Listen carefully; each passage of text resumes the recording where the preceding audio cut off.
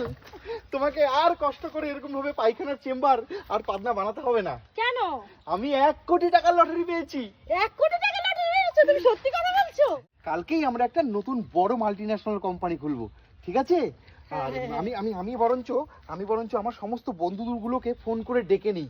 এক মিনিট দাঁড়াও, তুমি ক্লান্ত হয়ে এসছো, তুমি একটু ফ্রেশ হয়ে না, আমি তোমার বন্ধুদেরকে ফোন করে দিচ্ছি, ঠিক আছে? হ্যালো সুব্রত, হ্যাঁ বৌদি বলো। বলছি তোমার বন্ধুর না 10,000 টাকার খুব প্রয়োজন। কালকে সকাল 10টার সময় তুমি কি নিয়ে আসতে পারবা? এই আমার বন্ধুর না 10,000 টাকার প্রয়োজন, তার ওর বউ ফোন করেছিল। কিসের 10,000 টাকা বলো? আমার বইয়ের শরীর খারাপ, আমি কোনো টাকা ফাকা দিতে পারবো না। হ্যালো রূপম। আচ্ছা শোনো না, হ্যাঁ বলো। আমার বন্ধুর বউ ফোন করেছিল, বন্ধুর 10,000 টাকা খুব প্রয়োজন। কালকে সকাল 10টার সময় আমাকে বললো যে 10,000 টাকা বৌদিকে হাতে দিয়ে আসতে। কি করা যায় বলো তো?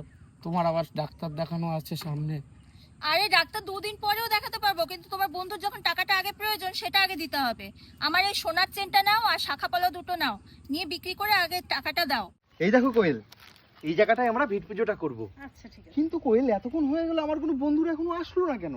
ও বৌদি, কি ব্যাপার তুমি আমাদের এখানে ডাকলে আর তোমার ওই 10,000 টাকা নিয়ে এসে দাও। 10,000 এই টাকা 1 মিনিট, ব্যাপারটা কি?